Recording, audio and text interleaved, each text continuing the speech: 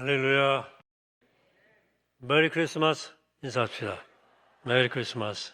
예. 사람 인사하십시오. 예. 성탄절입니다. 참 모두에게 특별한 날이죠. 성탄절은 평화와 기쁨, 사랑과 빛이 가득한 날입니다. 그렇다면 첫 번째 성탄절은 어땠을까 하는 거죠. 우리가 흔히 그리는 첫 번째 크리스마스는 평화롭고 신비롭고 아름답게 그려지죠. 그렇지만 실제는 그렇게 평화롭거나 그렇게 아름다운 상황이 아니었습니다. 먼 여행길을 걸어서 베들레헴에 왔던 가난한 요셉과 마리아 부부의 상황을 생각하면 첫 성탄은 그렇게 평화롭거나 아름답지만은 않았습니다. 이 첫 성탄일에 일어난 일들을 곰곰이 생각해 보면 온갖 역설, 파라독스, 아이러니가 가득합니다. 여러분, 성탄이 뭐죠? 전원 하나님께서 인류의 구원을 위해서 당신의 아들을 보내신 사건입니다. 그렇다면 그 하나님의 전능하신 하나님의 영원하시고 절대적인 그 하나님, 그분의 그 존귀와 영광과 위엄이 성탄절 사건 속에서 드러나야 마땅하겠습니다. 그런데 복음서에 기록된 성탄절 이야기에는 그런 흔적이 전혀 보이지를 않습니다.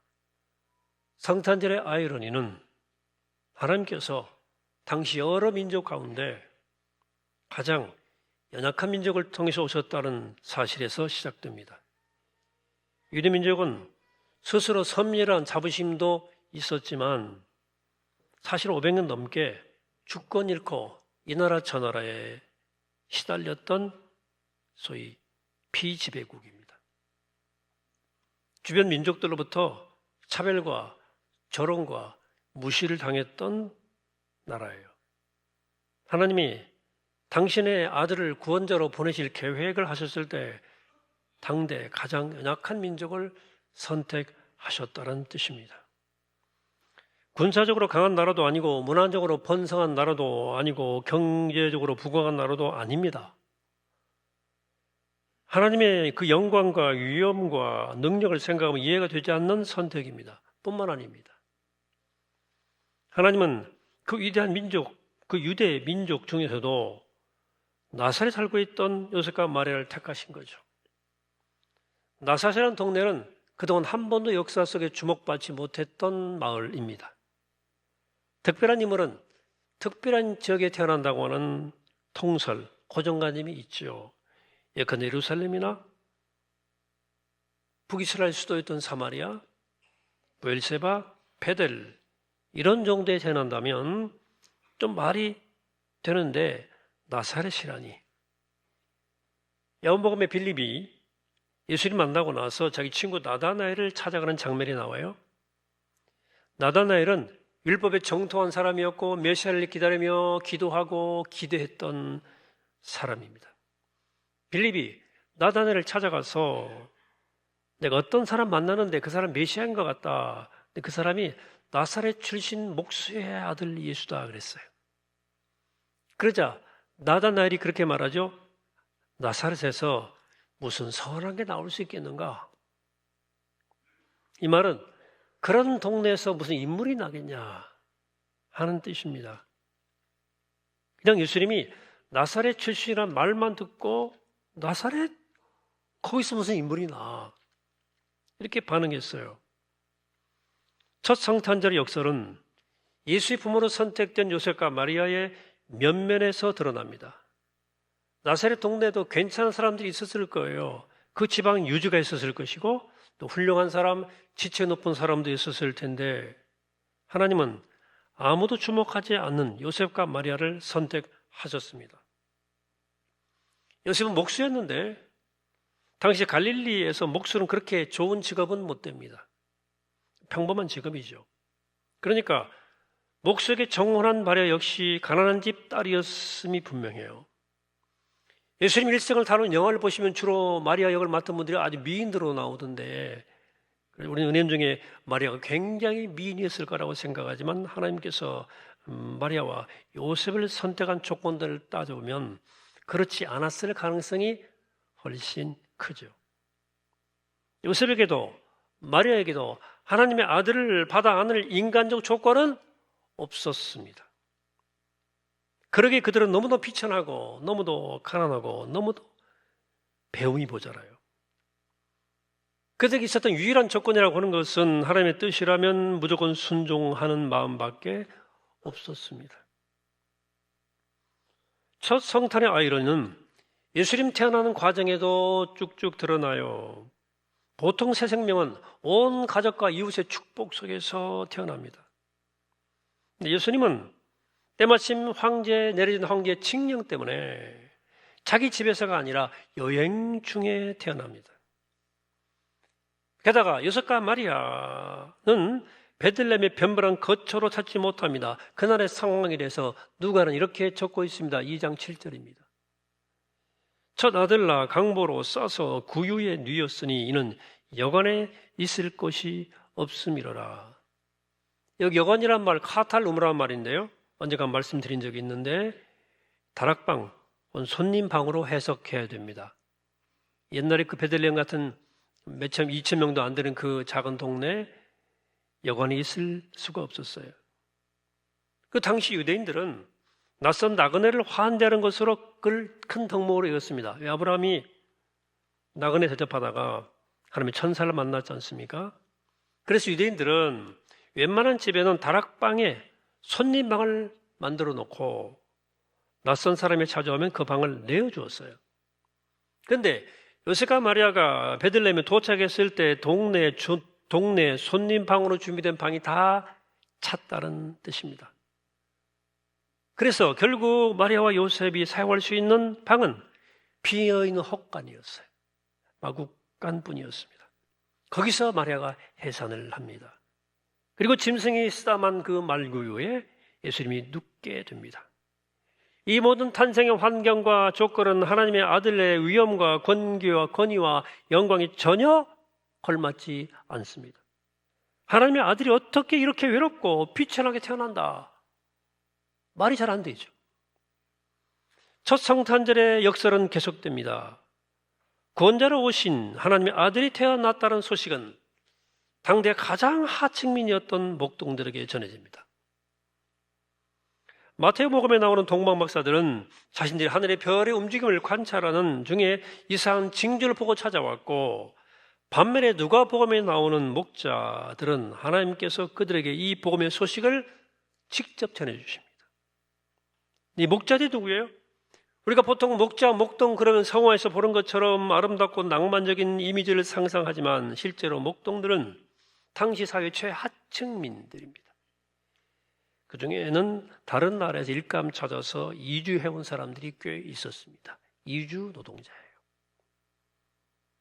주일에 양떼를 맡아 광야를 떠돌아다니면서 낮에는 태양빛에 그을리고 밤에는 추위에 떨어졌던 사람들입니다.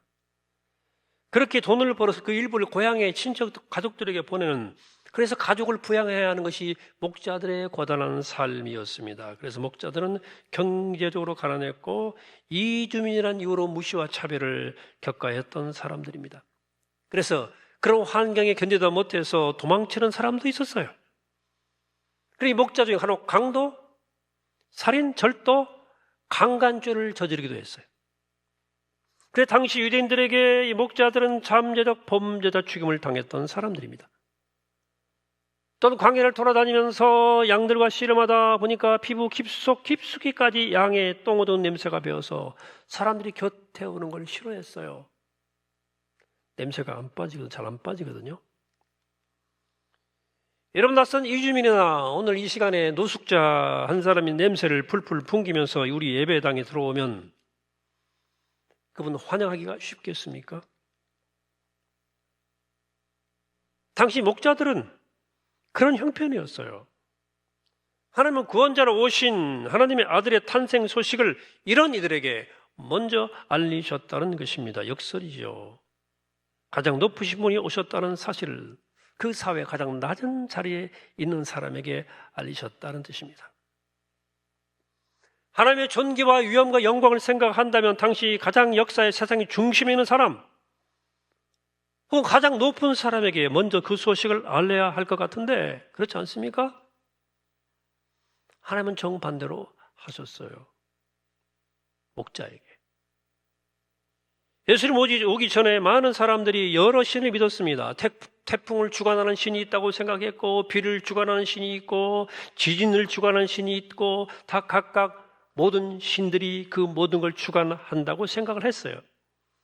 그래서 사람들이 그 신에게 붙인 이름도 다양했고, 그 신들의 역할도 다양했지만 한 가지 공통적인 것이 있었습니다. 그들은 신 혹은 신들이 자기들 마음대로 기분대로 세상을 주관하고 인간사를 자기 뜻대로 다스린다고 생각했어요. 해서 인간이 할 수 있는 일은 오직 그 신의 기분을 맞추어서 신의 호의를 입는 것뿐이라고 생각했어요. 그래, 비나이다. 유대인들은 그나마 율법과 예언을 알고 있었기 때문에 그래도 이 사람들보다는 나았습니다. 하지만 그들도 하나님을 오해하기는 마찬가지였습니다. 인간으로서는 가까이 할 수 없는 저 먼 지점에 하나님이 계시다고 생각을 했어요. 하나님의 거룩하심과 존귀하심과 그 영광스러움은 그 무엇으로도 더럽힐 수 없다고 생각했습니다. 하나님과 인간 사이에는 넘어설 수 없는 거리가 있다고 믿었습니다. 하나님은 언제나 절대 초월의 자리에, 절대의 자리에, 영혼의 자리에 머물러 계셔야 한다고 생각을 했습니다. 그리고 인간이 그분으로부터 구원을 얻으려면 율법을 철저하게 지켜서 을을 쌓아 올려서 점수를 따야 커트라인을 통과한다. 이렇게 생각했습니다. 예수 그리스도는 그 이전까지 신 혹은 신들에게 대해서 사람들이 가지고 있던 모든 고정관념을 산산히 깨뜨려 버리셨습니다. 인간의 구원을 위해서 하나님께서 절대 자리, 초월의 자리, 영원한 자리에서 인간의 자리로 내려오셨다고 말씀합니다. 하나님은 주권을 잃고 식민지 백성으로 살아가는 유대민족을 선택하셨어요. 유다 땅에서 이름 없는 나사렛을 택하셨고 거기서도 가장 낮고 가난한 비천한 부부를 선택하셨습니다. 그리고 가축이 있어도 헛간을 사용해서 해산의 장소로 삼으셨습니다. 구원자로 오신 하나님의 아들이 태어났다는 사실을 그 당시에 가장 자리에 천대받던 사람들에게 가장 먼저 알리셨어요. 우리가 신에게 기대하는 것은 절대적이고 초월적이고 영원한 어떤 것입니다. 우리 빛나고 화려하고 강하고 높고 귀한 것이 그 신에게 어울린다고 흔히 생각합니다. 구원이란 가난하고 비천하고 병들고 연약하고 비루하고 냄새나고 칙칙한 자리를 벗어나는 일이라고 생각합니다. 그것이 구원이잖아요.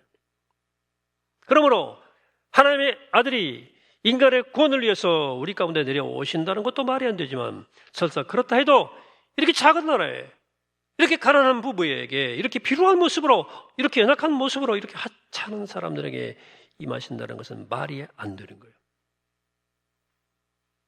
사람들의 생각에 그런 하나님은 없습니다. 천사가 목자들에게 준 말씀에 이런 얘기가 들어요. 12절입니다. 너희가 가서 강보에 쌓여 구에 이르는 악의 예수를 보리니 이것이 너희의 표적이니라. 구에 놓인 그 작은 핏덩이를 보면, 말바통에 놓인 그 핏덩이를 보면 하나님의 아들인 것을 알아보라는 얘기. 이게 어떻게 믿어집니까? 맨 처음 이야기를 들은 목자들은 도무지 이걸 이해하기가 어려웠을 거예요. 어느 집에 가보면 아이의 머리에 막 아우라가 탁 비칠 거다. 금태 같은 게 그게 하나님의 아들이야. 그런 말이 좀 되겠지. 어느 집에 들어가서 금방 태어난 아기의 등판을 딱 봐라. 거기에 북두칠성이 딱 있을 거다. 그럼 그럴듯하지 않습니까? 어느 집에 들어가서 보면 갓난 아이가 있을 때 눈을 봐라. 눈에서 빛이 반짝반짝 날 거다. 뭐 이런 거. 이런 것 정도는 최소한 돼야 되지 않겠습니까? 근데 구유에 누인 아이를 보면 하나님의 아들임을 알아볼 것이라는 거예요. 그것이 어떻게 존귀함과 영광의 징표가 되겠습니까? 이런 하나님은 없었습니다.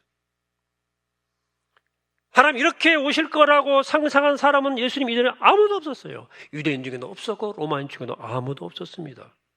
세계의 종교사를 아무리 뒤집어 봐도 창조의 창조주가 인간을 구원을 위해서 이토록 자신을 낮출 수 있는 최초의 자리까지 낮췄다고 하는 얘기는 있어 본 적이 없어요. 아니, 상상해 본 일도 없어요. 그러니 예수님이 갈릴리에서 나타나셔서 복음을 전하기까지 아무도 그분이 하나님의 아들이라는 것을 알아보지 못합니다. 실은 공생애를 시작한 이후에도 십자가에 달려 죽으실 때까지 그분은 하나님의 아들로 알아본 사람은 사실 없었어요. 왜 그랬어요? 그 첫 성탄일의 역설이 예수님의 공생애 내내 계속되었거든요. 그분이 하시는 말씀의 깊이와 그분의 지혜 그리고 주님의 이적을 통해 드러나는 모든 능력을 보면 이건 분명 하나님, 인간을 넘어서는 분인 것 같은데 또 다른 면에서 그분이 하시는 행동을 보면 아닌 것 같아. 네, 그분은 드러나기보다 막 숨으셨고 올라서기보다 내려앉으셨고 섬김 받기보다 섬기려 하셨어요. 그분의 지혜와 능력 동대면 저 예루살렘에 가가지고 서울 가서 종교적 스타가 될 수 있었는데 예수님은 3년 동안 내내 갈릴리와 그 주변을 맴돌았습니다. 그리고 마침내 예루살렘에 오셨는데 어마어마한 능력으로 로마 군대와 싸워서 이길 줄 알았는데 로마 군대를 모두 몰아낼 줄 알았는데 그 어마어마한 능력으로 자기를 최대한 낮추어서 십자가에 무력하게 돌아가신 거예요. 그러니 혹시나 이분이 하나님의 아들일까 아닐까 따라다니던 그 인간들은 다 십자가에서 흩어졌어요. 왜? 이런 하나님은 없기 때문입니다. 누구도 하나님의 아들이 십자가에서 죽을 것이라는 것을 알지 못하기 때문입니다. 예수 그리스도는 과거에 볼 수도 없었던 놀랍고 이상한, 정말 이상한 미스터리 같은 하나님을 우리에게 보여주신 것입니다. 성탄은 이 위대한 역사를 우리에게 선포하는 날입니다. 위대한 파라독스예요. 우리 예수님을 통해 드러난 누구도 상상할 수 없었던 그 놀라운 역사를 말구에 오신 하나님을 우린 믿는 사람들입니다. 사람들이 신에 대해서 가지고 있던 모든 선입견을 일가에 뒤집어 버리신 그 하나님을 우리는 믿는 사람들입니다. 가장 낮은 곳으로 가장 약한 모습으로 가장 하찮은 사람들에게 가운데 오신 그 하나님을 우린 참 하나님으로 믿습니다. 우린 그 하나님을 자랑하고 그 하나님을 사랑합니다. 여러분, 우주와 우주를 합한 것보다 더 크신 하나님이, 그 광대한 하나님이 이 먼지보다 작은 우리를 생각하시고 사랑하시고 구원하시는 것은 이런 하나님이기 때문에 가능한 것입니다. 우리 이 성탄에 그 하나님을 기억하며 그 하나님을 믿으며 그 하나님을 닮아가려고 다짐하는 것입니다. 예수 그리스도처럼 우리도 구해 오신 하나님을 닮아가 더 높아지고 더 강해지고 더 많은 사람들 위해 군림하는 욕망을 내려놓고 하나님께 주신 그 역설적 능력으로 더 작아지고 더 낮아지고 더 많은 사람들을 사랑하고 섬기기를 소망하는 것입니다. 그것이 나를 위해 말구에 오신 그 하나님의 오심을 감사하고 찬양하는 일이라고 우리는 굳게 믿는 것입니다. 바라기는 이 성탄의 위대한 역설, 위대한 사랑을 깨닫고 그렇게 섬기고 사랑하기로 다짐하는 이 복된 시간 되시기를 이 아침에 주의 이름으로 간절히 축원합니다. 기도하겠습니다. 거룩하신 하나님, 오늘 참 귀한 날, 이 성탄의 신비, 놀라운 역설이 선포되는 이 아침에 그 사랑 받고 그 사랑 안에서 새로워지게 하시고 그 사랑을 자랑하며 그 사랑을 선포하며 이 땅은 그렇게 우리도 신비롭게 역설로 살아갈 수 있도록 우리 삶을 축복하시고 인도하여 주옵소서. 감사드리옵고 우리의 구원이요 생명이신 예수 그리스도 이름으로 기도합니다. 아멘.